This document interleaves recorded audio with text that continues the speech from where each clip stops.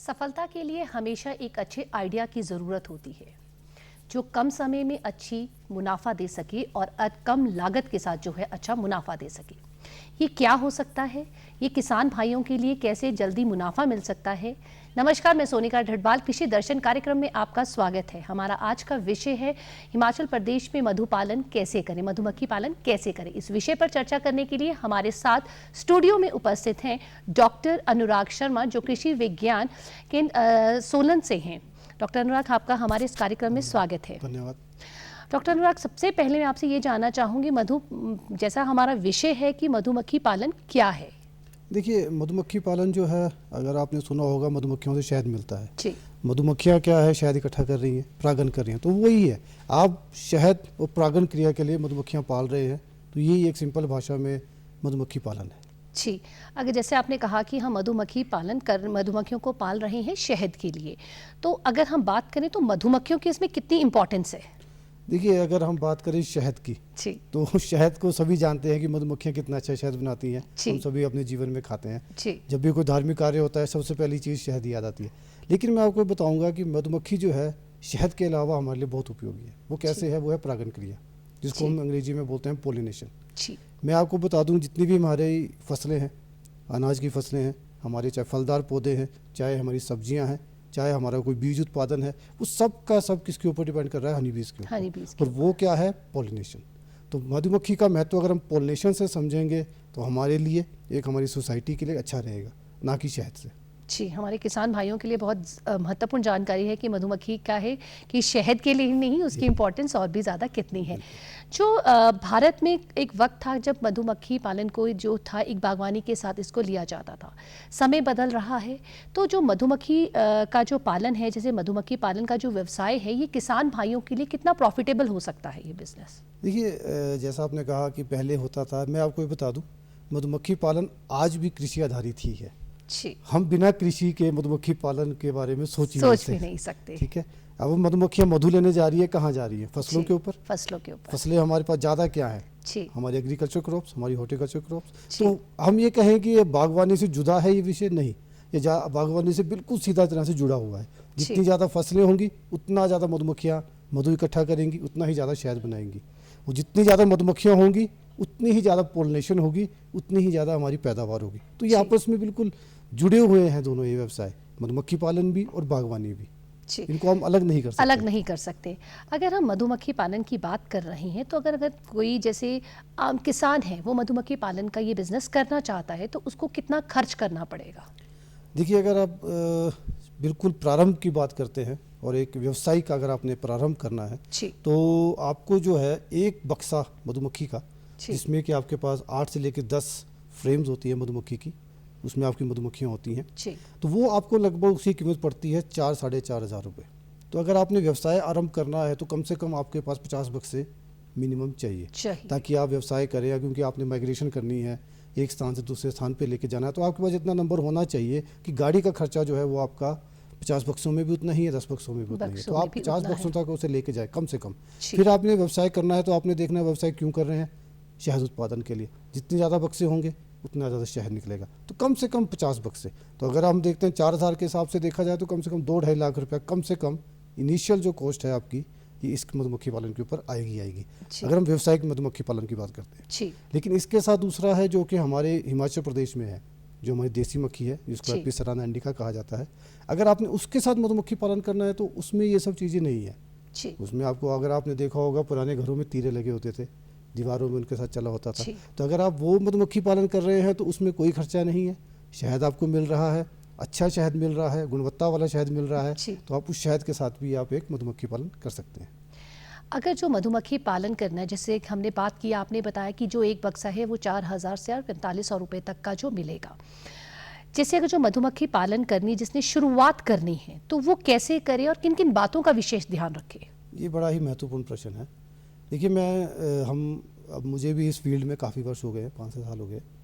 तो मैंने एक ही चीज़ देखी है कि मधुमक्खी पालक जो है ना, स्टार्ट कर लेते हैं, उसके बाद सोचते हैं कि हमें कहाँ से इसके बारे में जानकारी प्राप्त करनी। तो मेरा आग्रह रहेगा, जो ये कार्यक्रम देख रहे हैं जितने भी किसान भाई, तो आप पहले प्रशिक्षण लें।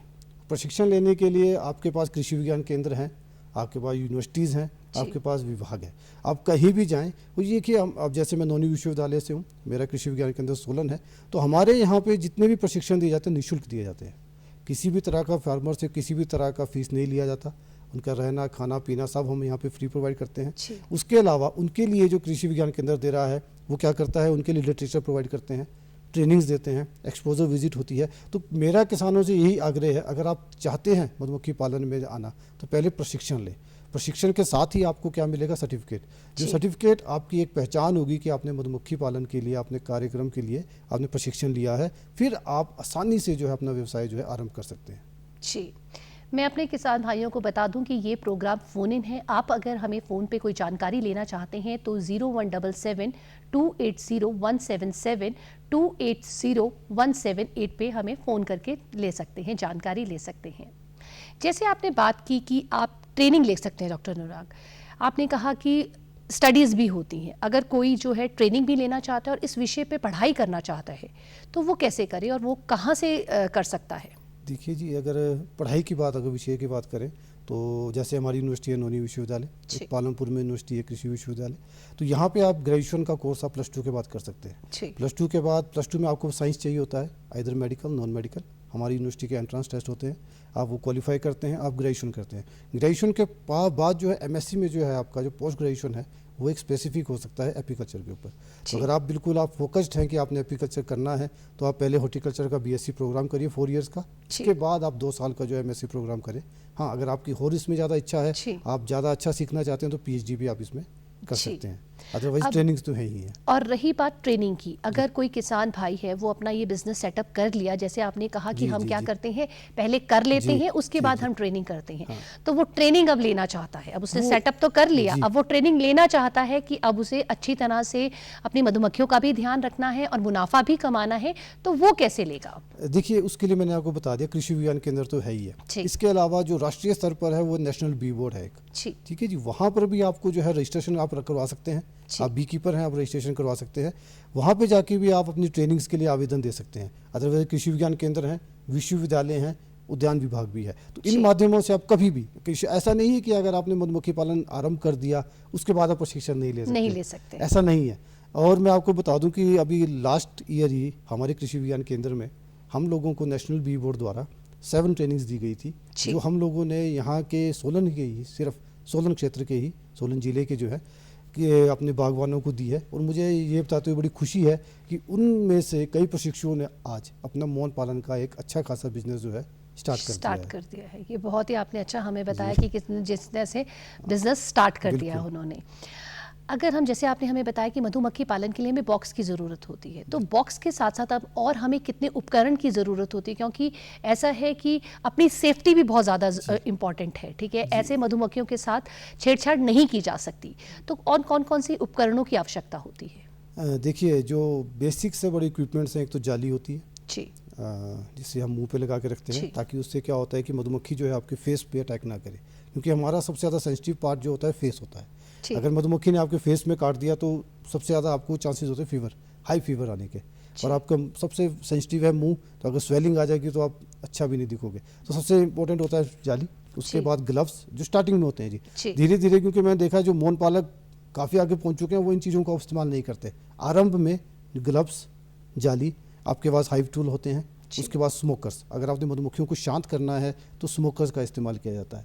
और अगर हम जैसे अब अगर हम थोड़ा सा अपने गांव की तरफ जाएं तो हमने देखा होगा गांव में लोग अक्सर उपले जलाया करते हैं या बोरी जलाते हैं मधुमक्खी से शहद निकालने के लिए, तो उससे मधुमक्खियां थोड़ी शांत हो जाती हैं।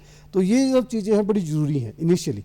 इसके बाद जब आप बी कीपिंग में जाते हैं तो आपको धीरे धीरे लगता है कि हाँ, अब मुझे शहद निकालने का यंत्र भी चाहिए, अब मुझे इसका क्यून एक्सट्रूडर भी चाहिए, पोलन निकालने का यंत्र भी चाहिए। तो ये मधुमक्खी पालन के व्यवसाय के साथ धीरे धीरे आप अपनी चीज़ें ये इकट्ठी करते रहते हैं, पर बेसिक चीज़ें आपकी यही हैं। जी, ट्रेंड हो जाते हैं। अगर हम हिमाचल प्रदेश की बात करें तो यहाँ पे मधुमक्खी पालन किस तरह से हो रहा है और आगे क्या संभावनाएं हैं इसकी?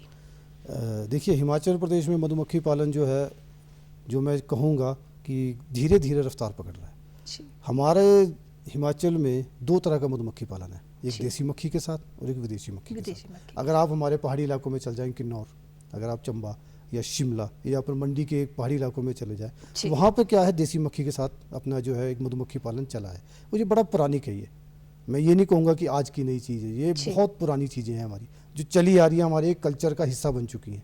तो वो एक मधुमक्खी पालन ऐसा मधुमक्खी पालन है कि आप कुछ नहीं कर रहे हैं उसमें, मधुमक्खियों को आपने स्थान दिया है, शहद निकाल रहे हैं, बाकी मधुमक्खी अपना काम खुद कर रही है। लेकिन अगर जब हम व्यवसायिक की तरफ जाते हैं, जैसा आपने पहले ही शुरू में पूछ लिया कितना पैसा लगेगा, पहले आपको खर्चा करना है, फिर आपको मधुमक्खी पालन के बारे में सीखना है। क्योंकि आप जब आप व्यवसाय करेंगे तो आपका एक ही मोटिव होता है, मुझे पैसा कमाना। जब आपने पैसा कमाना है तो आपको उसकी रख रखाव मधुमक्खी का, किस तरह से उसका पालन करना है, किस तरह से उसे बीमारियों से बचाना है, किस तरह से उसको माइग्रेशन करना है, ये सब जानकारी लेने के लिए आपको फिर एक बिल्कुल सिस्टमेटिक साइंटिफिक तरीके से चलना पड़ेगा।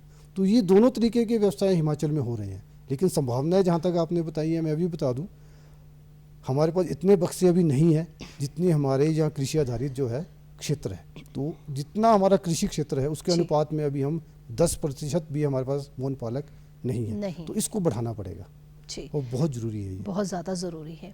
जैसे आपने अभी बात की कि विदेशी मक्खियाँ और देसी मक्खियाँ, तो ये मेरे लिए भी बहुत अच्छा विषय जानने का हो रहा है कि, और मैं चाहूँगी कि मेरे किसान भाई भी ये जानना चाहते होंगे कि हिमाचल प्रदेश की अगर हम बात करें तो हिमाचल प्रदेश में कितने प्रकार की मधुमक्खी जो कि प्रजातियाँ हैं? देखिए, अगर मधुमक्खी पालन की बात करें तो वैसे तो 20,000 के आसपास किस्में हैं इनकी मधुमक्खी पालन की, जो कि हमारे को मधु दे रही हैं। लेकिन जो हिमाचल में मुख्यतः है वो 4 तरह की हैं, जिसमें से एक तो है जंगली, जो कि एपिस डोर्सेटा होती है, ये सबसे बड़ी मक्खी होती है, इसको जायंट बी बोलते हैं। इसके बाद एक एपिस फ्लोरिया होती है, छोटी मक्खी होती है।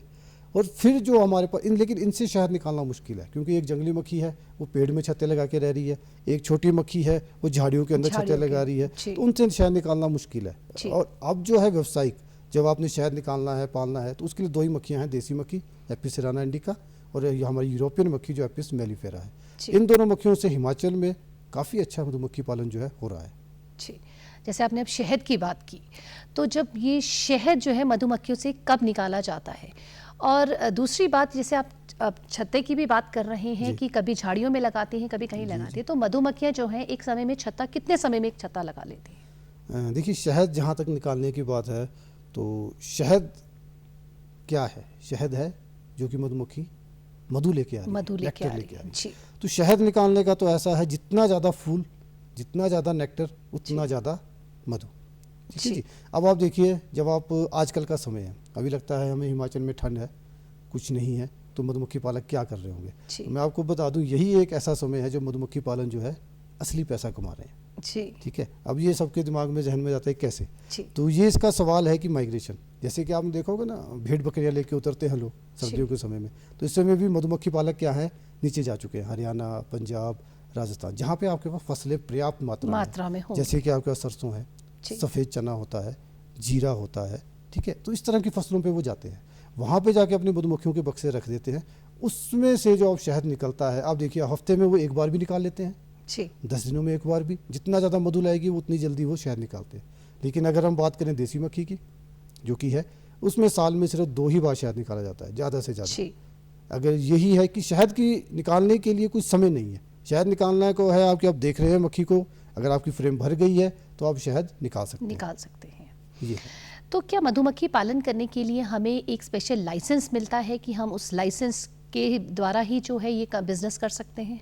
देखिए, जहाँ तक लाइसेंस है ऐसा तो कुछ नहीं है। हाँ, लेकिन अब एक जो है हमारी जो राष्ट्रीय गाइडलाइंस आ रही हैं, उसमें एक सर्टिफिकेशन बड़ा जरूरी कर दिया है। या तो आप नेशनल बी बोर्ड में अपने आप को रजिस्टर करेंगे, या फिर आपके पास किसी भी कृषि विज्ञान केंद्र या फिर अपनी विश्वविद्यालय या उद्यान विभाग में प्रशिक्षण का एक सर्टिफिकेट होना चाहिए। और प्रशिक्षण कम से कम 5 या 7 दिन का होगा, तभी आप एक मौन पालक के रूप में रजिस्टर किए जाएंगे। जैसे हम बात करें वाइट रेवोल्यूशन की, उसी तरह से जो है ये स्वीट रेवोल्यूशन भी जो है आजकल बहुत चर्चा में है और इसको आगे बढ़ावा दिया जा रहा है। थोड़ा सा आप हमें इसके बारे में बताइए। देखिए, स्वीट रेवोल्यूशन जो है एक, जो हमारी भारत सरकार है उनका एक मोटिव है और उनका एक हमें निर्देश है कि हमें इसको आगे बढ़ाना है। अब मैं थोड़ा सा इसमें आपको ये ऐड कर दूं, स्वीट रेवोल्यूशन।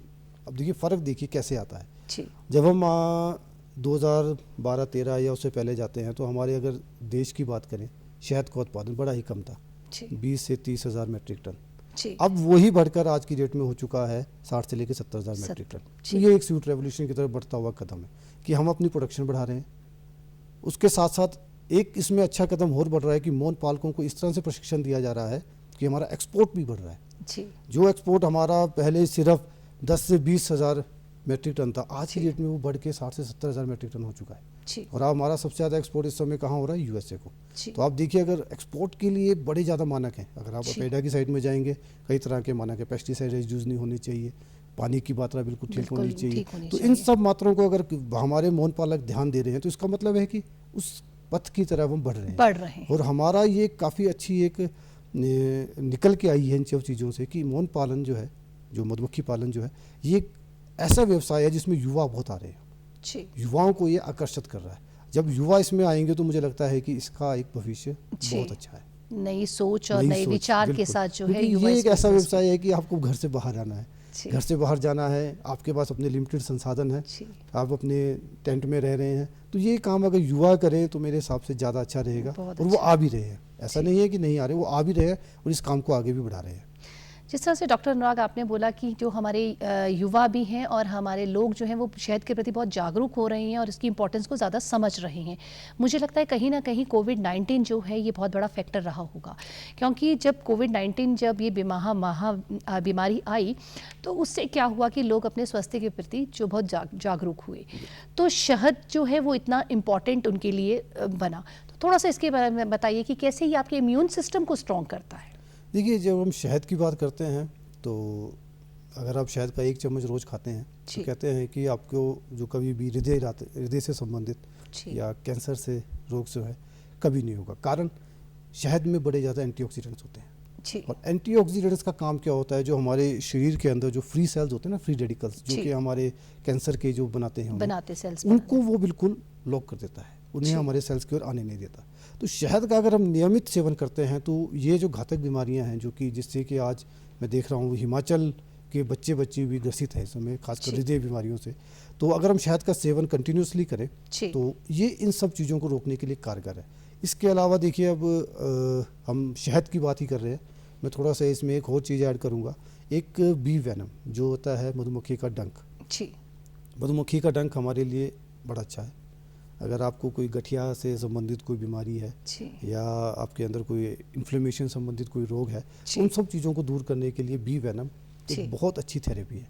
तो बी वेनम भी अब इस समय जो है धीरे धीरे काफ़ी यहाँ के मौन पालक जो इकट्ठा कर रहे हैं, उसकी कीमत भी बहुत ज़्यादा है। तो हमें धीरे धीरे अब मधुमक्खी को शहद के अलावा परागन तो है ही है, मोम, इसके भी बारे में भी सोचना पड़ेगा कि मोम कैसे इकट्ठा करें, आप पराग कैसे इकट्ठा कर सकते हैं, एक इसका एक उत्पाद होता है प्रोपोलिस, वो कैसे इकट्ठा कर सकते हैं। और अब जो धीरे धीरे मौन पालक हैं इन सब की तरफ बढ़ रहे हैं, वो मोम भी इकट्ठा कर रहे हैं, वो प्रोपोलिस भी इकट्ठा कर रहे हैं, वो पोलन भी इकट्ठा कर रहे हैं, और अब धीरे धीरे वो बी वेनम की तरफ भी जा रहे हैं, बढ़ रहे हैं। हाँ, ये इस तरफ बढ़ रहे हैं। तो ये एक अच्छा कदम है कि वो शहद के साथ साथ बाकी चीज़ों से भी अब मुनाफा कमा रहे हैं। बहुत अच्छी बात बताई कि किस तरह से हमारे स्वास्थ्य के लिए जो है ये शहद कितना महत्वपूर्ण है।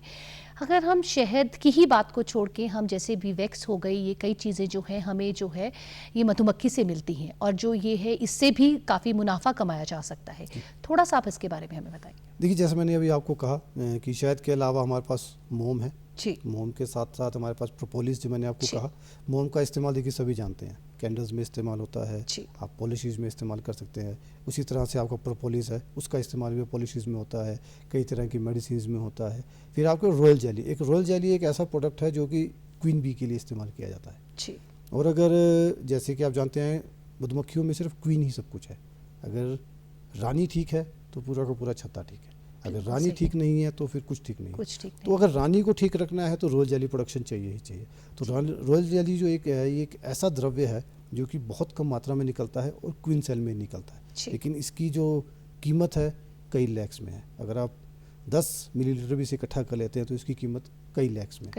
लेकिन इसके लिए फिर आपको एक स्पेसिफाइड कोर्स करना पड़ेगा जिसमें क्वीन रेयरिंग का होगा। 21 डेज़ का कोर्स होता है जो कि हमारी यूनिवर्सिटी करवाती है।